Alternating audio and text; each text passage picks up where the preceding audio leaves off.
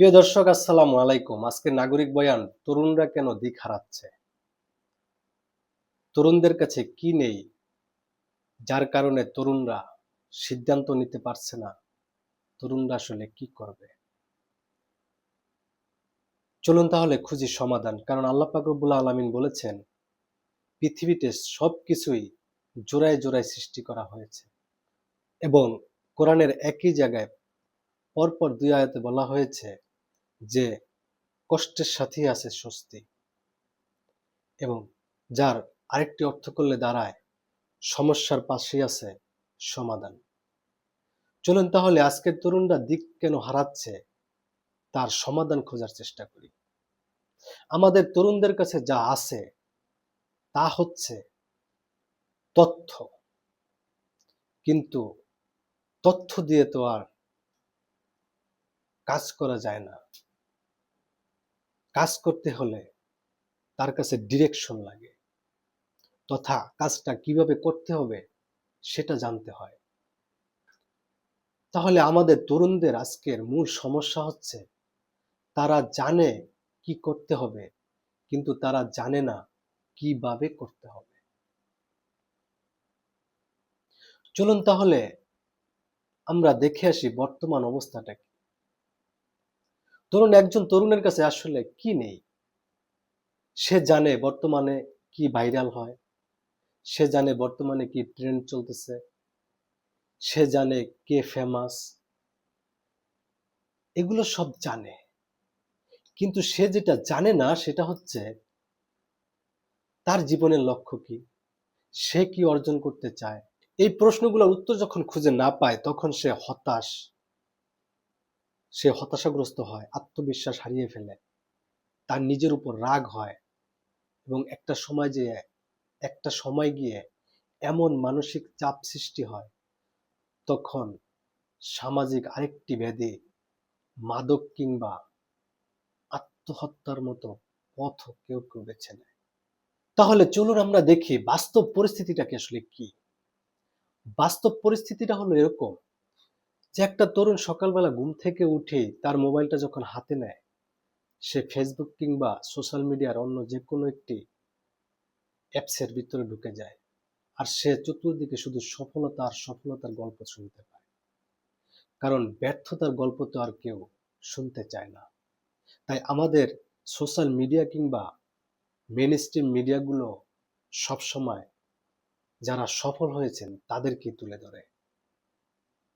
কিন্তু যারা স্ট্রাগল করছেন, যারা চেষ্টা করে যাচ্ছেন, তাদেরকে তুলে আনার চেষ্টা মিডিয়াও করে না, কিংবা আমাদের সমাজও করে না।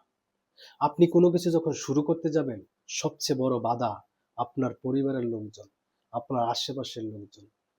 কারণ তারাই আগে বড় ধাক্কাটা দেয়। আরে তোমাকে দিয়ে কিচ্ছু হবে না, তুমি কিচ্ছু করতে পারবে না।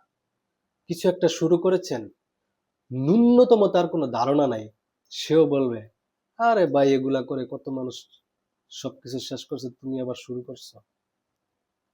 একটা নেগেটিভ কমেন্ট একটা মানুষের লাইফকে ধ্বংস করে দিতে পারে। প্রেশার, আনসার্টেনিটি, অন্যের সফলতা, এগুলি সে ইমাজিনেশন করে। প্রতিটা নিয়ত সে নিজের সাথে নিজে ফাইট করে যায়, কিন্তু তাকে কেউ পথ দেখায় না এই দিকে আছে সফলতা। কারণ অন্যের সমালোচনা করা যতটা সহজ, আত্মসমালোচনা করা ততটা কঠিন। কিন্তু আমাদের উচিত আগে আত্মসমালোচনা করা।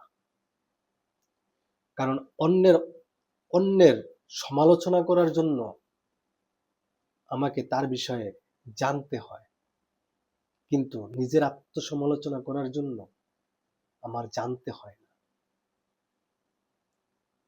আমাদের সমাজে কি হয়? আমাদের সমাজের টেন্ডেন্সি হলো আত্মসমালোচনা না করে অন্যের পরসমালোচনায় লিপ্ত থাকা, কাউকে একটি কথা বলে হতাশ করে দেওয়া, কারো উপরে কেউ একটা কিছু শুরু করছে, তার শুরু করার আগেই তাকে থামিয়ে দেওয়া। অথবা কেউ একটু আগায় গেছে, তারে কিভাবে পা ধরে পিছনে টানানো যায় বা নামানো যায় সেই চেষ্টা করা।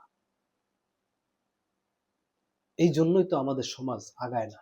একজন তরুণ প্রতিদিন তার নিজের মতো করে চেষ্টা করে যাচ্ছে, সে নিজের সাথে প্রতিদিন নিজে লড়াই করে যাচ্ছে, যেন সফলতার মুখ দেখে।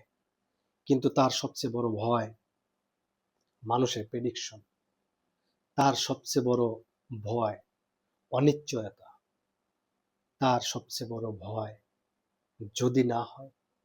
এই ভয় তাকে কোনো কিছু করার মতো শক্তি যোগাচ্ছে না। কারণ আমাদের সমাজে অন্যের সমালোচনা করা সহজ, অন্যকে শুরুতেই থামিয়ে দেওয়া সহজ। কারণ কেউ যখন বিদেশ যেতে চায়, টাকা ধার চাইলে সে টাকা পায়, কিন্তু কেউ যখন বলে আমি কিছু শুরু করতে চাই, ব্যবসা করতে চাই, সে টাকা পায় না, সে সহযোগিতা পায় না। কারণ প্রতিদিনই কোনো না কোনো তরুণ প্রতিদিনই নিজের সাথে লড়াই করে যাচ্ছে।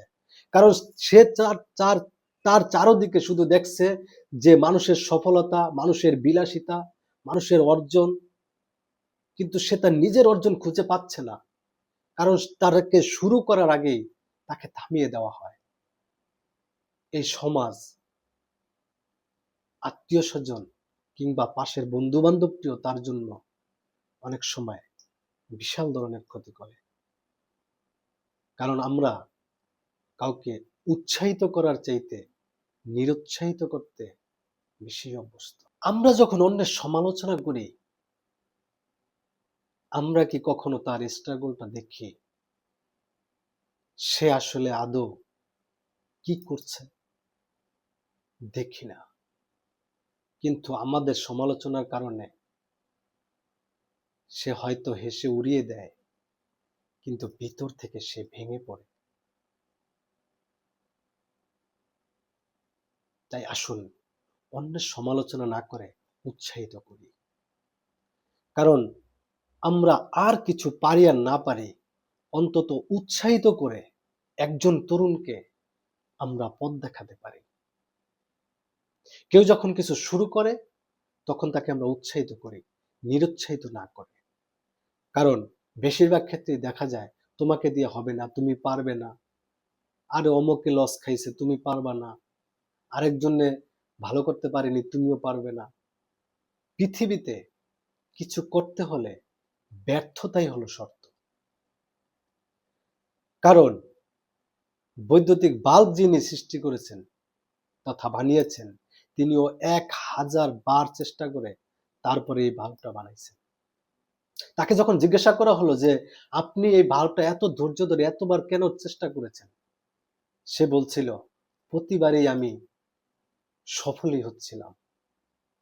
কারণ আমি প্রতিবার চেষ্টা করার ফলেই তো একসময় এই বাতিটা জ্বলছে। তাহলে আসুন না, চেষ্টা করুন।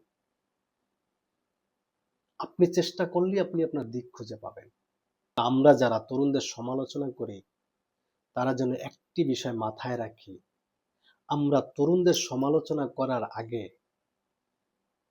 দেখে নেব তাকে আমার ডিরেকশন দেওয়ার যোগ্যতা আছে কিনা। কারণ আমি আরেকজনের ক্রিটিক তখনই করতে পারি যখন আমি তাকে ডিরেকশন দেওয়ার তথা করণীয় কি সেটা দেখানোর যোগ্যতা রাখি। চলুন তাহলে আজ থেকে তরুণদেরকে উৎসাহিত করি। যদি উৎসাহিত করতে না পারি, অন্তত তাদের সমালোচনা না করি, অন্তত তাদের স্বপ্নকে কথার অস্ত্র দ্বারা ভেঙে চুরে চুরমার করে না দেই। কারণ মনে রাখতে হবে, সচেতন নাগরিক কিংবা সচেতন তরুণ মানেই আগামীর বাংলাদেশ। আজকে আপনার পাশের তরুণটি যদি নতুন কিছু সৃষ্টিশীল কাজ করতে পারে, তাহলে সে শুধু সমাজের সম্পদ না, সে শুধু আপনার প্রতিবেশীর সম্পদ না, সে রাষ্ট্রেরও সম্পদ হতে পারে। চলুন আমরা আমাদের জায়গা থেকে যে যতটুকু জানি তাকে গাইড করার চেষ্টা করি। অন্তত একজন তরুণের দায়িত্ব নেই। যেন সে একটি ভালো জায়গায় পৌঁছাতে পারে। কারণ একজন তরুণের দায়িত্ব যদি আমরা নিতে পারি, তাহলে হয়তো ২৭ লক্ষ গ্রাজুয়েট তরুণ হতাশায় নিমজ্জিত হয়ে কেউ কেউ আত্মহত্যার মতো জঘন্য পথও বেছে নিতে হবে না। কারণ ১৮ কোটি মানুষের ভিতরে যদি ২৭ লক্ষ মানুষ তথা তরুণ যারা শিক্ষিত, তাদেরকে যদি আমরা অন্তত একজন একজন করে দায়িত্ব নিতে পারি, তাহলে হয়তো এই তরুণরাই আগামীর ভবিষ্যৎ হবে। এই তরুণরাই গড়ে তুলবে আগামীর বাংলাদেশ।